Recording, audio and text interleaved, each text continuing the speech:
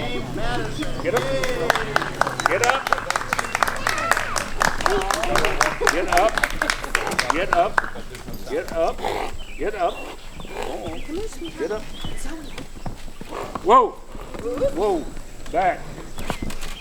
Look Whoa. at that. Thank you, sir.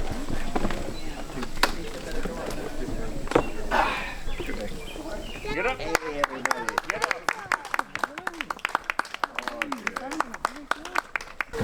I am so glad you are here, sir, and this will be a wonderful day. And be easy on James Monroe. I will do my best. I want you to meet Jennifer Wender. An absolute pleasure. Yes, thank you for being here. Joseph Outway, I'll come to see you. I have some business of cabinet making to speak to you. So Okay. very good. I shall wait here for Colonel Monroe. Allow our civilities to be present. Absolutely. Well, if it is not my Hector, my Hannibal, Mr. Monroe. Don't forget where your church. Whoa. Step there. This young lady wants to ride. Mr. Monroe, thank you for coming. Thank you for the invitation. Absolutely. Madison? Shall we, sir? Honor.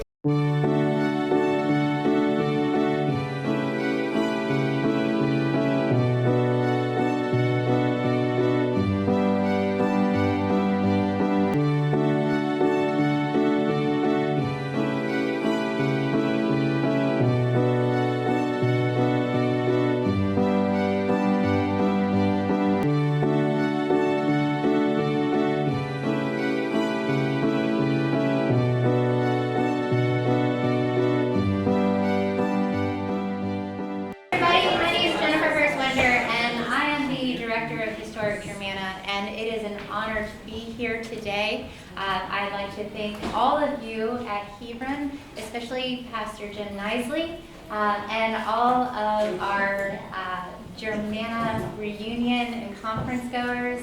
This is the last event of what's been a very, very busy few days. Now, I wanted to I was thinking about what to say about this event, and I am by far not the scholar of this event. But I will say that I've had the honor of working with and learning about the Germana colonists. And so, as all of you know, this church was constructed by the Germana colonists here in the Robinson River Valley. Now, most of you also know that there was two original colonies that came here, the first one in 1714 and the second one in 1717.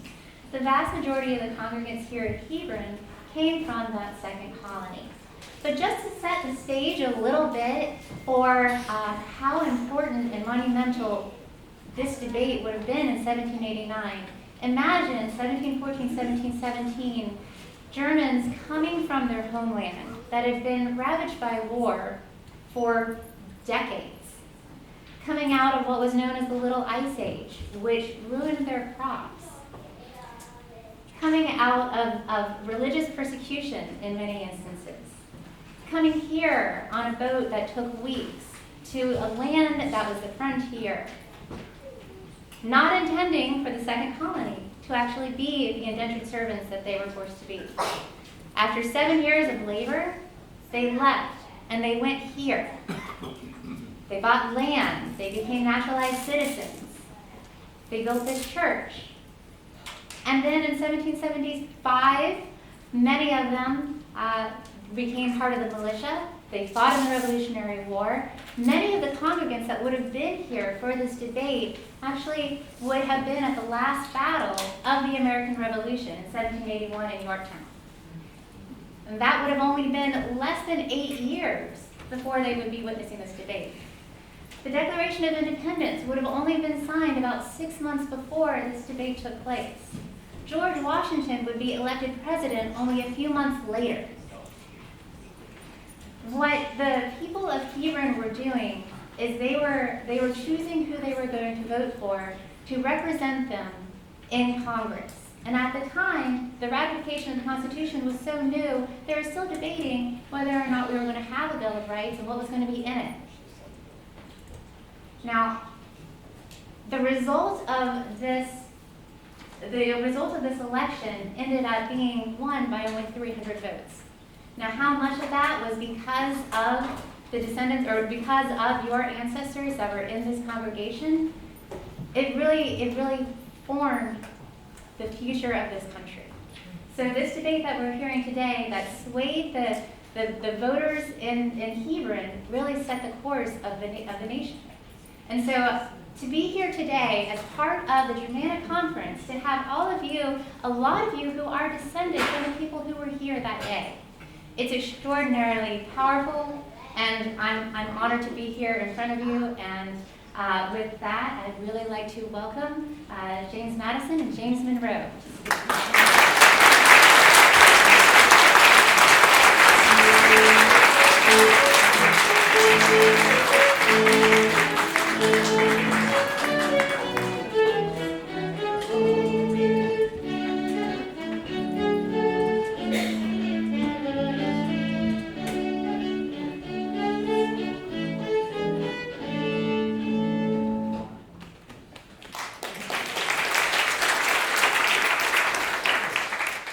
Good morning, ladies and gentlemen. Colonel Monroe and I are excessively pleased to join you on this frigidly cold January morning in what is the custom of Virginia to hold weather that is as confused as the current situation of government.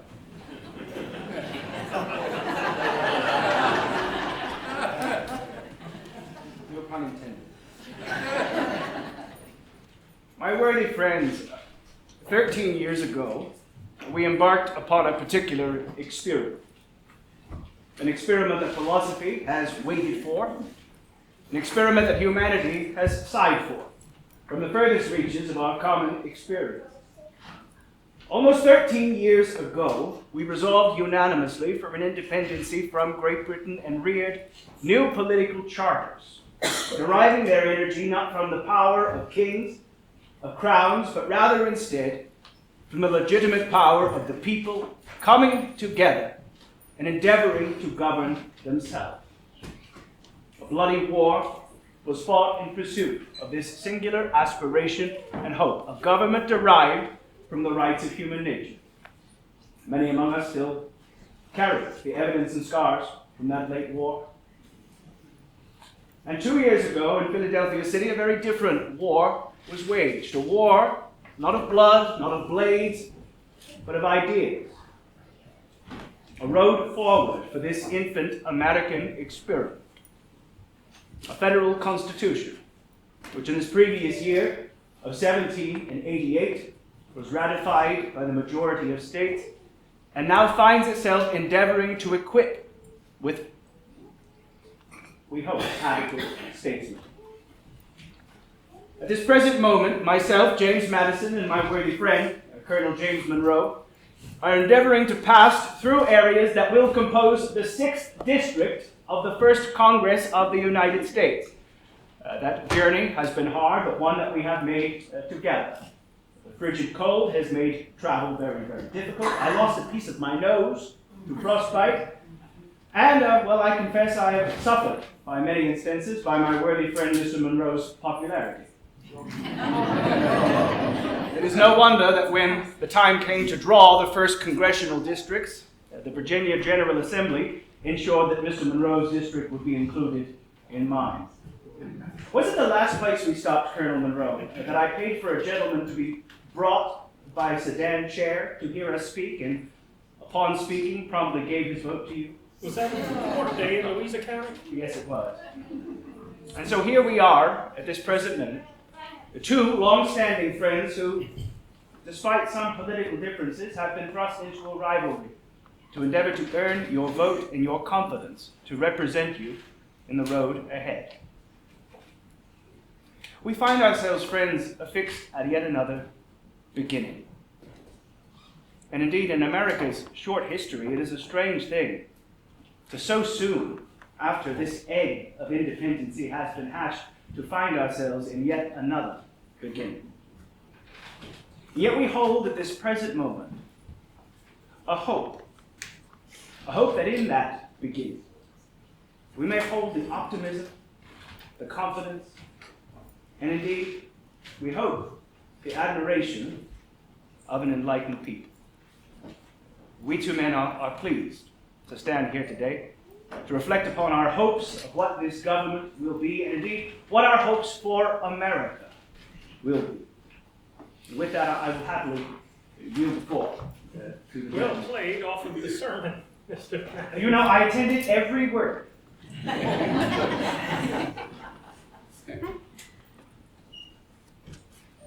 I shall start by apologizing for any offense that might be given from anything that I might say here, as I consider myself duty-bound to offer up my free and open opinion upon the subjects to be spoken of today. I would find myself to be most dishonorable to be withholding said opinions before the public scrutiny during a time in which, through your suffrage, your representative to carry the voices of these constituents of this 5th district is about to be chosen. Furthermore, this is an especially concerning time, as whomever you choose to represent you in New York will undoubtedly be amongst those to help settle upon the changes and alterations to our new system of government that many throughout the country have called for and have been promised. When you did me the honor to elect me into the convention to decide for you upon the Constitution submitted to the states from Philadelphia, I had not at that time examined it with that attention as its importance required. And so I could have given you no decided opinion respecting it. However, after you have reposed that trust in me at that convention, it became my duty to pay it a more serious attention.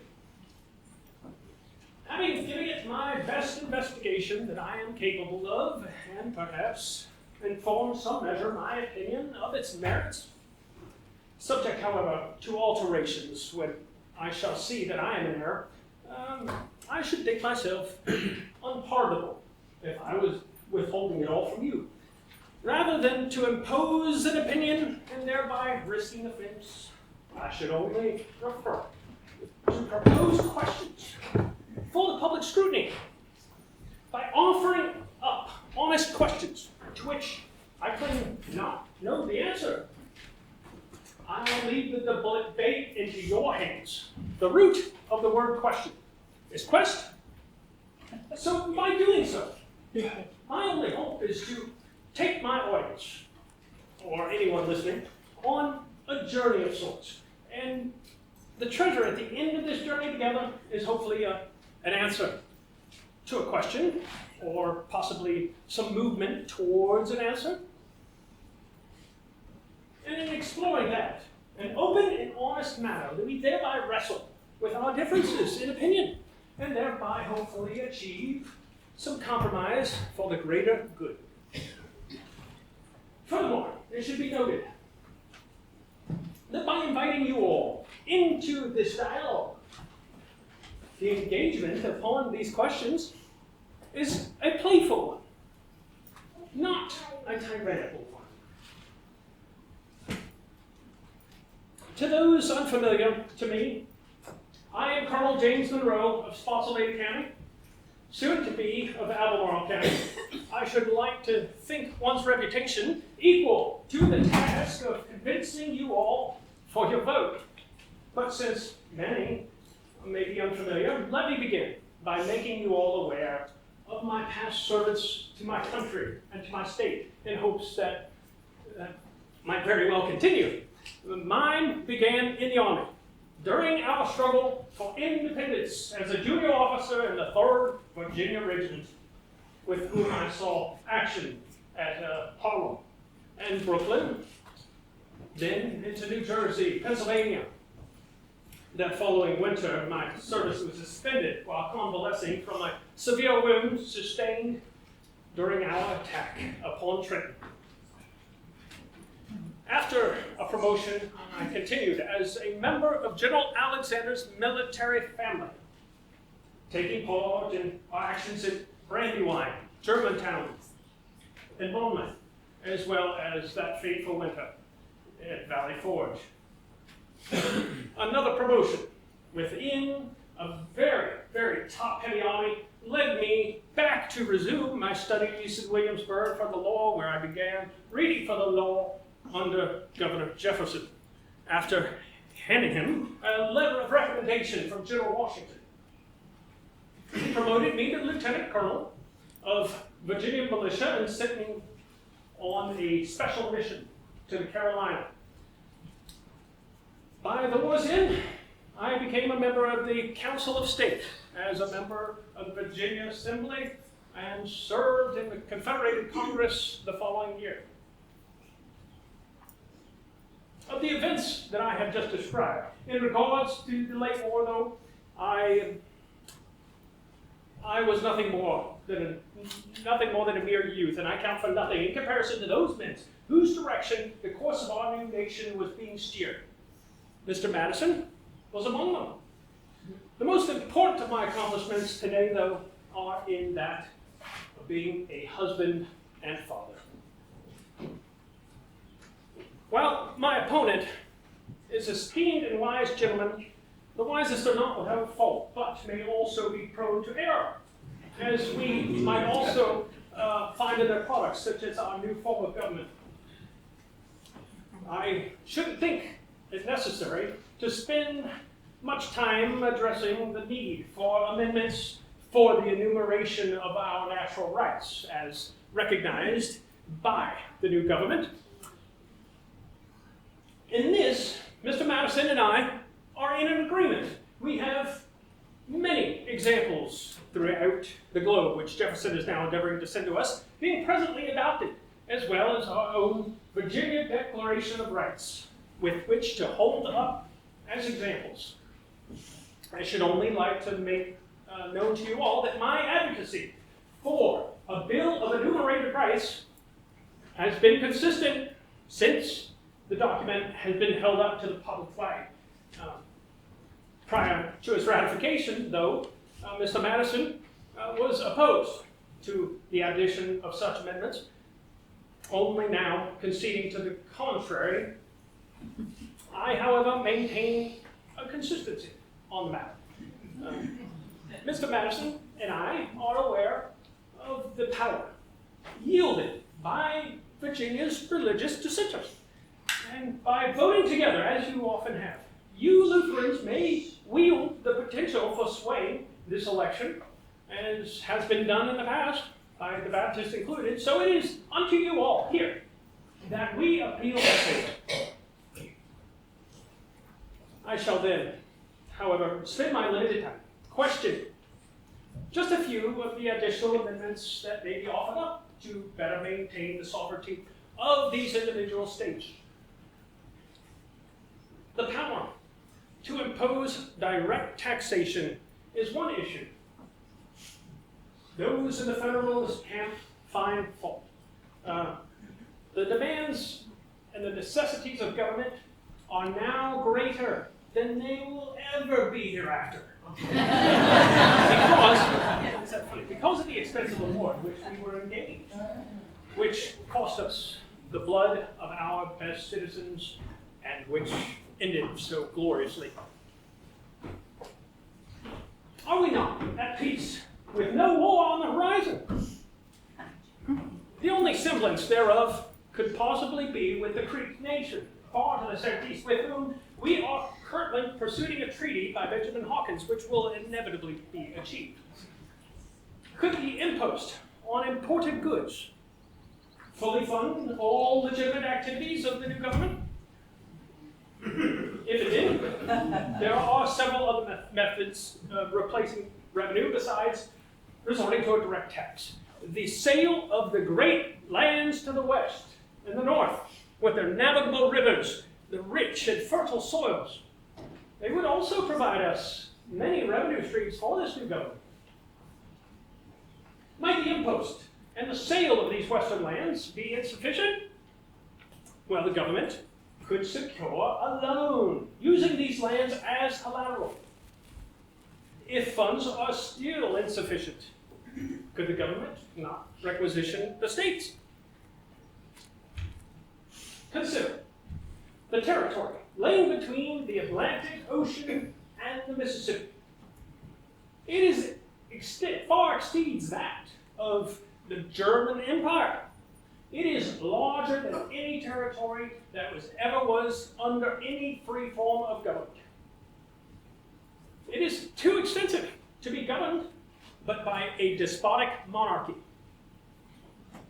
Could taxes be laid justly and equally in such a territory?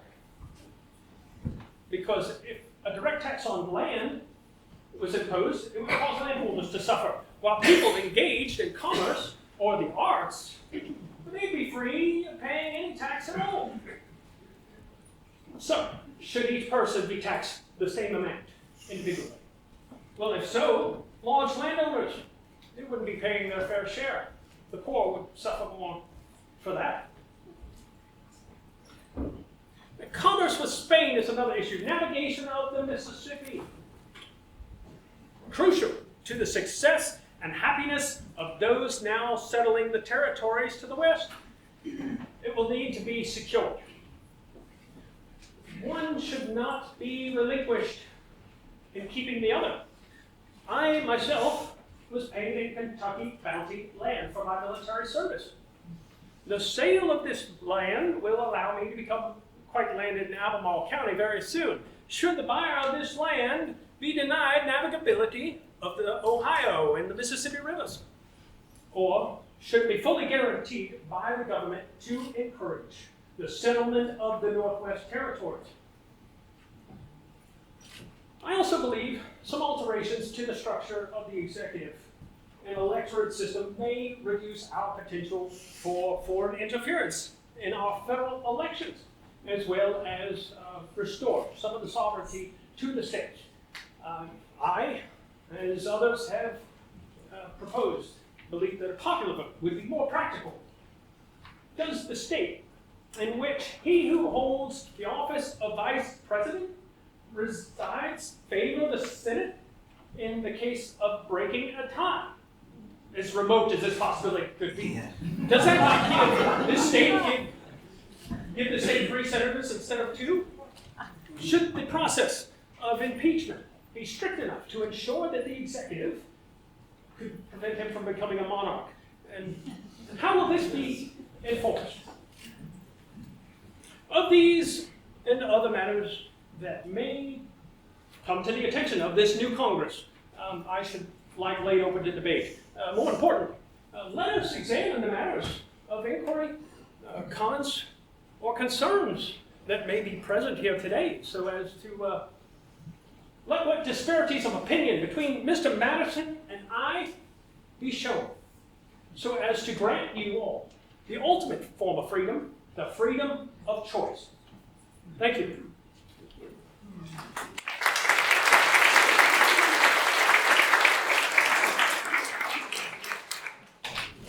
Colonel Monroe, would you count me upon this instance, affixed with opportunity, to offer rebuttal?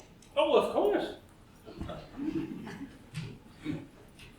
The worthy gentleman has proffered and put forward oppositions we have seen in surplus from the faction that consider themselves anti-federalist, and particularly oppositions that have been synonymous with any who have sought political office. He has incited fear of taxation, the size of government. I am called by some the father of this general system of government. It is an eponym I am not yet comfortable with, nor will claim myself. It was drafted by 55 gentlemen, debated by significantly more over the course of this past year, and government, my friends, is not like the fabled goddess of wisdom, the work of one mind. But Colonel Monroe, you were there and present in Richmond in June of last year, where, within a theater of all places, Virginia debated its constitution. And there is a gentleman who has made his sentiments very well regarded and well known upon the Constitution. I will not speak his name out of honor. But if Patrick Henry were here, rest assured, my worthy friends, that with a simple clearing of his throat, he would cancel any argument we made for or against the business, and this conversation would not be sustained. There is, of course, a repast waiting, so I will endeavor to be brief upon it. In that debate in Richmond, we saw fears of sovereignty upon the Mississippi River, taxation remarked upon, the absence of a Bill of Rights, and indeed we saw all things debated save for the credibility or viability of the Constitution itself. And at this present moment, there are many who see a fix to amend and alter the powers of government. But here is a thought, ladies and gentlemen. Will our government and the ministers of it be any purer in their intentions than this present moment?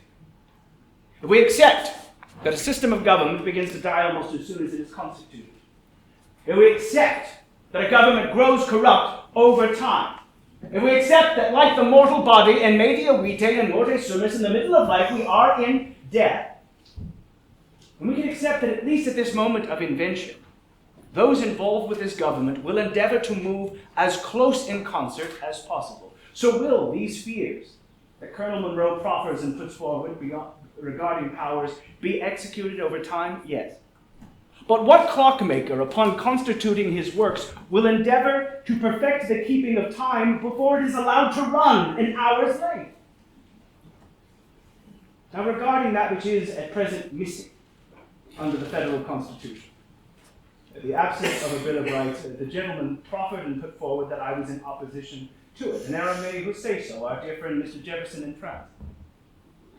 It is not that I am not in favor of a Bill of Rights. It is simply that I did not believe it wholly necessary, and I will explain why. In 1776, we wholly declared that all men are created equal, that they are endowed by their Creator with certain unalienable rights, that among these are so naturally, since the inception of our independence, all of these sacred rights of human nature have been wholly secured, yes? Never in the 13 years of America's existence have we seen rights violated upon the subjects of life, liberty, the pursuit of happiness. In 1776, in Williamsburg, it was declared for the first time that all should enjoy the free exercise of religion according to the dictates of conscience. This amendment, proffered, by the way, by a very shy, soft-spoken, and excessively handsome legislature from Orange County.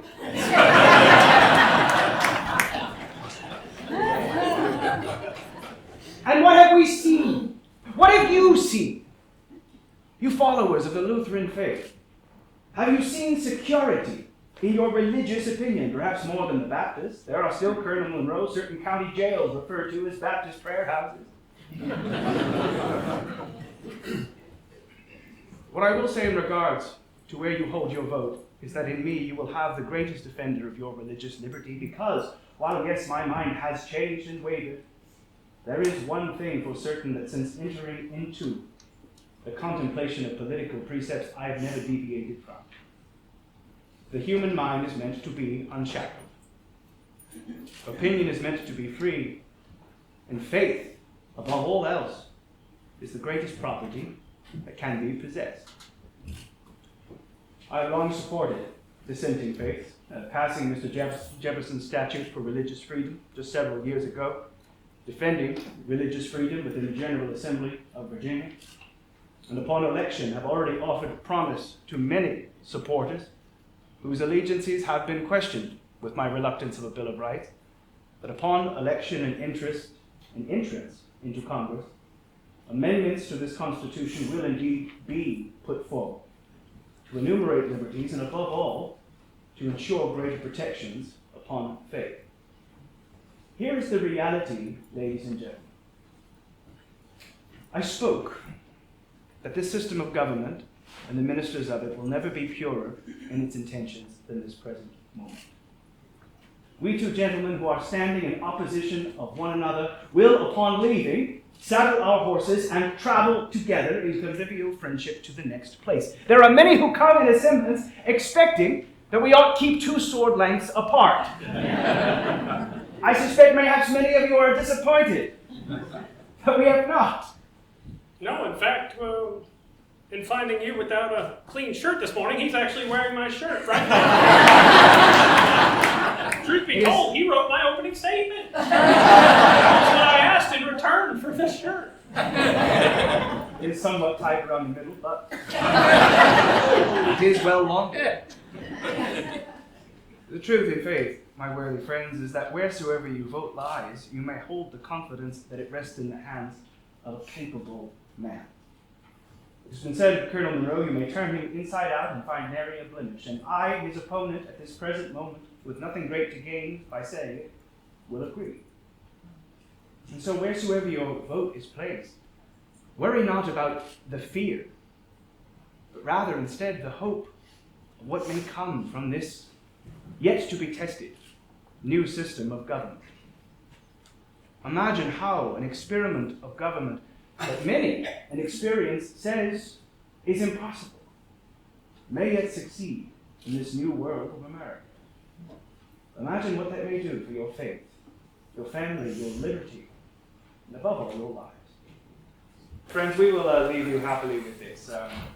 Upon leaving the State House after the Constitutional Convention, Dr. Benjamin Franklin gestured to the chair that George Washington, the presiding officer of that convention, occupied. Upon the chair, a half sun was carved in relief.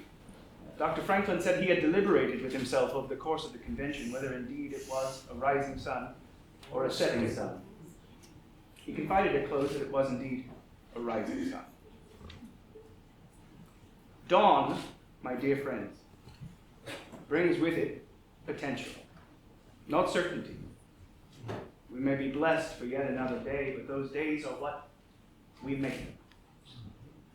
So in this new dawn, whosoever you vote for, my worthy friend or myself, accept the reins of America's destiny, the fate of the American Revolution, remains capably within your hands. Until we meet again, we remain humbly yours, James Madison, and Colonel James Monroe.